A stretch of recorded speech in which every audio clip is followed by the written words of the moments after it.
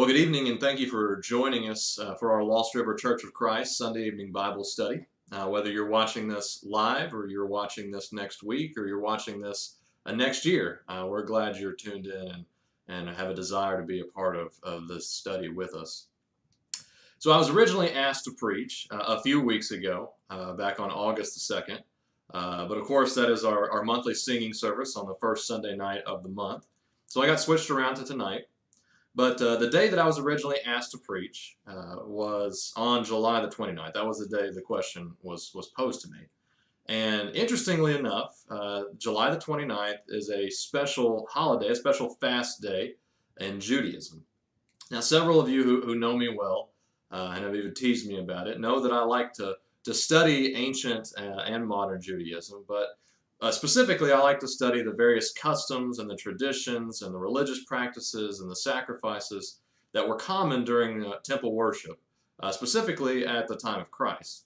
And personally, I've found these studies to be particularly faith building because even though they're obviously very Jewish and very Old Testament oriented in nature, like most things that we study under the Old Law and under the Old Covenant, they are so rich with elements that point to and illuminate the superiority of Christ. So, if you'll permit me, I'd like to talk about that feast this evening, that special holiday. And the first couple of minutes here are probably going to be somewhat academic, just kind of laying the groundwork, and then we'll move into more of an application type study for us today as Christians. Now, most of us are probably at least a little familiar with most of the main or the bigger Jewish festivals and holidays that were prescribed by God, like Passover or Pentecost, Tabernacles, the Day of Atonement, because we read about them, we see them mentioned in the New Testament, in the Gospel specifically, in the life of Christ. And then there are several of us who are probably at least a little familiar with the newer tradition-inspired holidays like Purim, which commemorates some of the events around the story of Esther, or Hanukkah, because it kind of corresponds with our Christmas time period, and it celebrates the Maccabean revolt and the miracles there. All of these are interesting studies in their own right, and they all kind of follow a theme of celebration and joy and redemption and deliverance. In a similar vein to our own holidays that we practice, like Christmas or Thanksgiving or our Independence Day. There are get-togethers, there are parties, there are fireworks, and it's generally a fun-filled and joyous time, where they and where we give special attention to our blessings, to the things that we should be thankful for, to giving to others, and again, only producing more joy and more happiness. But starting on our July 29th was another Jewish holiday, a Jewish fast day that's called Tisha B'Av. And I say starting on our July 29th because it does roll over onto July 30th, as if you'll recall, the Jewish days begin and end at sunset. But in any case, Tisha B'Av, it literally just means the ninth of Av. Now, Av is the fifth month in the Jewish religious calendar. So this is just the ninth day of that month, the ninth day of the fifth month. It's a very creative name. But it is the last day of a period of traditional religious observance that's called the 3 weeks. And the 3 weeks, as you might have guessed, begins 3 weeks earlier on the 17th of the fourth month, which is called Tammuz. Now, unlike other holidays, either in how we think about them or how they're even practiced from a Hebrew perspective, that are joyous and celebratory, this period of time, this period called the 3 weeks, is exactly the opposite. It's a time of mourning and reflection on really all of the bad things that have happened to the Jewish people. In fact, on Tisha B'Av, there is actually a fast and a prohibition of essentially doing anything that brings joy, because you're supposed to be so focused on mourning. In more strict cultures and times, during specific days of this 3-week period, you aren't allowed to eat meat or drink wine. You're not allowed to cut your hair. You're not allowed to go swimming. You're not even allowed to wash your clothes. You're not allowed to engage in sexual intercourse, marital sexual intercourse. You aren't allowed to even say hello to other people unless it's in direct response to them saying something to you first. It's a pretty down and depressing time. The Jews aren't even supposed to study or read the Bible on these days, again, because that's something that's supposed to bring you joy. Interestingly enough, they are allowed to read Lamentations or the book of Job. And some synagogues do come together to do just that, but not exactly known for being uplifting books for the most part. Um, and although they traditionally tie several historic events to the 9th of Av, the primary negative events that are commemorated on this day are the destruction of both of the temples. That being Solomon's temple that was destroyed by the Babylonians in 587 BC, and the second temple, Herod's temple, that was the temple that was around during the time of Christ, which was destroyed by the Romans in 70 AD. So both of these temples were said to have been destroyed on the exact same calendar day, some 650 years apart, and that was on Tisha B'Av, the 9th of Av, with both sets of armies breaching the walls of Jerusalem 3 weeks earlier on the 17th of Tammuz. And again, that would have been commemorated on our July 27th, just a couple of weeks ago. Obviously, these are both terrible and devastating events, especially from the perspective of the Jewish people, because it drastically altered their lives, and even more specifically, drastically altered their way of worship, because they lost their temples. This time period, it takes place kind of in the middle of the holiday calendar and what's our summer months, but it takes place between the spring feasts of Passover and Pentecost and the fall feast of Tabernacles and the Day of Atonement. So in this in-between period of joyous festivals and celebrations of deliverance and redemption, there's this holiday of drought and mourning and a recollection of these dreadful events. Interestingly enough, the day is also tied to other later events in history that were particularly dreadful for the Jewish people, including the commencement of the First Crusade, which resulted in the deaths of several thousand Jews, the expulsion of the Jews from England and France and Spain between the 1200s and the 1500s AD, and even in, the Nazi Party's approval of the final solution on this day in 1941, which obviously killed millions of Jews. So this period and the start date and end date particularly, Tisha B'Av, is viewed by the Jewish people as something like cursed, and understandably so, and therefore it's appropriate for mourning. And the reason for that, the reason they think that it is a cursed day, is because these days are traditionally linked with two of the bigger mistakes and sins of the Israelites during the Exodus time period. The first day of the 3 weeks, which is the 14th of Tammuz, if you look in Exodus chapter 19, right at the beginning of that chapter, we're a few days into the 3rd month, and Moses and the people have just gotten to Sinai, and then Moses goes up onto the mountain for 40 days, where he receives the first set of stone tablets with the 10 Commandments. But then when Moses comes down, roughly 40 days later, on what's traditionally viewed as the 14th of that 4th month, or excuse me, the 17th of the 4th month, what does he find when he comes down from the mountain? He finds the newly covenanted people of God worshiping a golden beast. They, with the help of Aaron, who was their high priest, they made up and established a God that they wanted, who had brought them out of the land of Egypt. And you can go and listen to the second lesson of Lawrence's class on the 10 Commandments for a more complete discussion on that particularly. But long story short, while they're still at the mountain of God and still in his presence, the people so quickly forgot the entire Sinai experience and the revelation of God and decided to try to make it themselves, to mediate for themselves, so to speak, and to set up their own way of approaching God. God, in talking with Moses before Moses went down into the camp, he was furious with the people, and he wanted to destroy all of them and start over with Moses. But he relents after Moses intervenes, but he still vows to punish the people.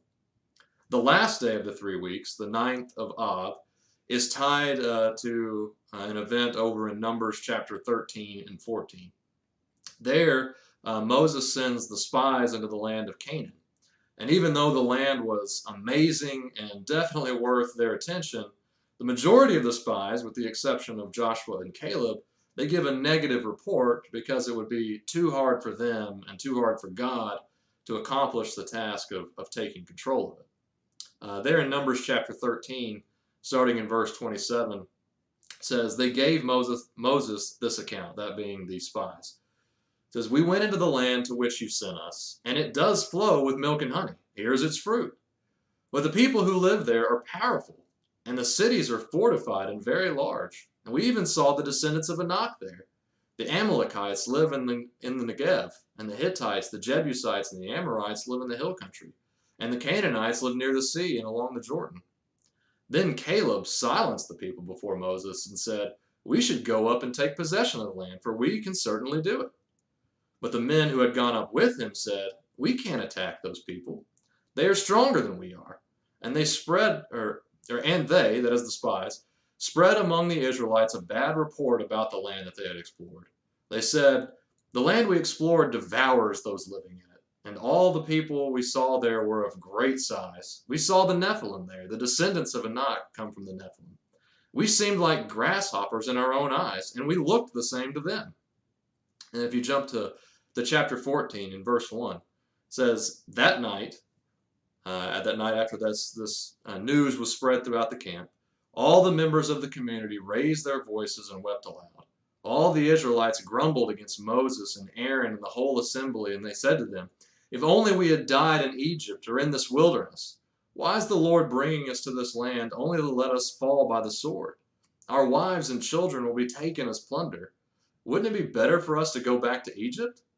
Then they said to each other, we should choose a leader and go back to Egypt.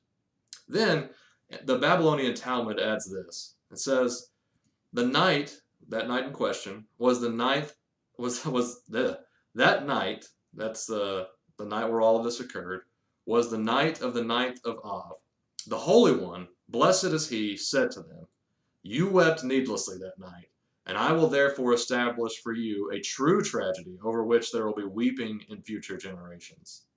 And then Numbers 14, verses 20 through 23 adds, the Lord replied, I have forgiven them as you asked, and speaking to Moses, I have forgiven them as you asked. Nevertheless, as surely as I live, and as surely as the glory of the Lord fills the whole earth, not one of those who saw my glory and the signs that I performed in Egypt and in the wilderness, but who disobeyed me and tested me 10 times, not one of them will ever see the land I promised on oath to their ancestors. No one who has treated me with contempt will ever see it. Then the people, this is the people who had a lack of faith in God and his abilities, they try to do it themselves, and they get beat down all the way to Hormah. So there you've got the story, the history there. The Israelites view these 2 days, the day that started on the 14th of Tammuz with the golden calf incident in Exodus chapter 19, and the 9th of Av, which took place on the day where they were at the precipice of the promised land and didn't think God was capable of helping them and supporting them in their conquest of the land. They view these days now as cursed because of their own actions against God. And in their tradition, it ultimately occasioned the worst episodes in their history years later, namely in the destruction of both the temples on that same day, years and years later. So they have these special fast days set up and mourning periods to commemorate the loss and to recall what kicked it all off, being their sins and their abandonment of God. So from an application standpoint for us, my first question is it good to reflect on our failures? Because that's what these periods are. Or there are time periods for them to be particularly mindful of the bad things that have happened to them, but specifically because of their own actions. So is it good for us to reflect on our own failures? Nobody likes to fail. And when we do, we oftentimes just try to put it behind us and move on. And we certainly don't like to be reminded of the times when we messed up. But here in Jewish society, they have an annual holiday period set up to do just that. So that begs the question of why. What's the purpose? I don't think it's entirely set up to be self-deprecating, because they have plenty more festivals of celebration and of good times. But I do think it is important for us, as disciples of Christ and as God-fearing men and women, to be analytical of ourselves. Not necessarily critical, because I think that has a little bit more of a negative connotation than what I'm trying to communicate. And I think the idea of being overly critical on ourselves can take us into a dark place that can do us more harm than good. But I do think the idea of being aware of our fallible natures and the fact that we aren't perfect and what we've done before and are prone to do again, being this thing or that thing, this thing that leads us away from God, who we should want to have a relationship with. Not recognizing or acknowledging our faults or our issues or our sins only gives them more leverage to grow and to consume us. I remember Jim Ward saying years ago, he said, sins are like mushrooms. They grow in the dark. You know, um, we're in the process right now of selling our house. And we got to the point, a couple of weeks ago where the buyer's home inspector was going to come in. And immediately I get nervous. That someone else is going to be coming in here. He's going to peek around and he's going to tell me how good or how bad of shape and how or how good and how bad of shape our house is in, and how good or bad I've done in keeping it up. I wasn't scared of him finding something that I've already found myself, and I'd acknowledged it and I'd repaired it. I was nervous about him finding stuff in the places that I don't like to look. I abhor crawl spaces. I always have. It hurts when you go down there. It's cramped. It's dark. There are spiders, and I don't want anything to do with it. So I don't go down there. I avoid it. And then, sure enough, when the home inspector comes out, he finds the beginning of some mold growth in our crawl space. And now it's caused me this myriad of other issues and stress and expense on getting this issue taken care of. And I've spent more time down in the crawl space over the last 2 weeks than I have in the past 7 years. And it's very likely a problem that could have been avoided if I'd been proactive and analyzed a known problem area and addressed the issue and studied the cause instead of avoiding it because I just don't like to go there. Or maybe I was even afraid of what I would find. But I think we're prone to be the exact same way in our spiritual lives. I know deep down when something is a problem for me. My conscience just keeps calling it out to me. And even though this is a thing that I'm trying to suppress by just avoiding it and pretending that this place inside me doesn't exist because I'm scared or nervous to go there or what I might find, but pretending that it doesn't exist and simply not acknowledging it does not mean that it's not still there. And it's growing and it's getting worse to the point that it's going to cause me significant problems and stress down the road. We as ones who are called to be like God, like Christ, need to know and appreciate with humility what we are capable of when we do not act as we are called to. Again, kind of likening back to Lawrence's most recent series on the Ten Commandments. Knowing the principles behind the rules gives us insights into the nature of God and more ways to look at Him, and then to look at ourselves and then to ask the hard question of, do I see the same thing? And when we do fail, why? What led me here? We need to pray to God for wisdom to discern where things went wrong and for Him to illuminate that to us so that we're aware of it the next time that temptation rears its ugly but attractive head. There's an expression that goes, when you find yourself in a hole, the best thing to do is to stop digging. Why would anyone want to keep doing things the same way in their lives if it continues to yield an undesirable result? And while we need to be accepting of God's grace and our lack of perfection, at the same time, we shouldn't be complacent with who we are right now. Spiritual growth and refinement and maturity are all things that God wants for us. And when we focus on our failures enough with the intent of using that newfound knowledge about ourselves to make ourselves better, it's for the sake of God's gifts to us and for the sake of those around us, His kingdom. But that does bring me to my next point, and it is that we can't do this. We can't mature. We cannot draw close to God on our own. On both of these tragic days in Israel's history, the wrongs all started with a lack of understanding of who God really was and having a lack of faith in what He was able or is able to accomplish. And again, in both of these instances, this leads to an over-dependence on the Israelites themselves and on their own abilities, which, surprise, surprise, was misguided and indeed inadequate. In the first instance, back at Sinai, the people who God had just rescued by extraordinary means, and while they're still at God's holy mountain, they're surrounded by his cloud and flame. The people get antsy when they haven't received direction from or seen Moses in roughly a month and a half. So they go about trying to make their own way, to do it themselves. And then they turn to an imperfect mediator and priest and Aaron who is just as fallible as they are. And so instead of drawing closer to God, instead of properly worshiping him, instead of maturing and growing spiritually, they ignite the wrath and anger of God. Instead of their priest, Aaron, guiding them and standing between them and God, he further exacerbates the pre-existing issue of their stiff necks. And then he cowers and shifts blame away when he himself is confronted about what happened. And then it takes a Christ-like figure in Moses, in essence, to offer himself up in verses 30 and 31 to make atonement. And even in that, with Moses just being a man, that only temporarily rectifies the situation. In the second instance, where they're at the precipice of the promised land, they come to the ill-gotten conclusion that they aren't big enough, that God isn't big enough to enable them to inherit this land that God has promised them, despite God filling his promises thus far. They say that they are like grasshoppers, and I guess they think that God just must be a slightly bigger grasshopper, next to the sons of Anak and the Amorites in the hill country. So again, they decide to come up with their own better way, a way for them to take care of things themselves. They say, let's elect a new leader. Let's go back to Egypt.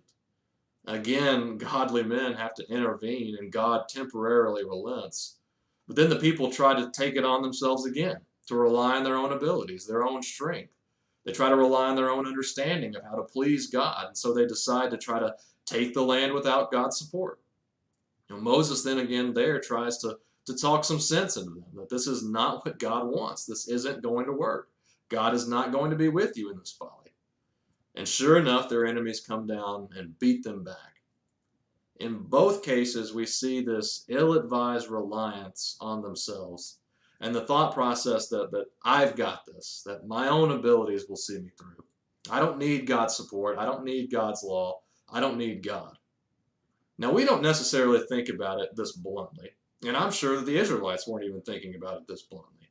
But this is exactly what happens to us when we start to lose our focus on God.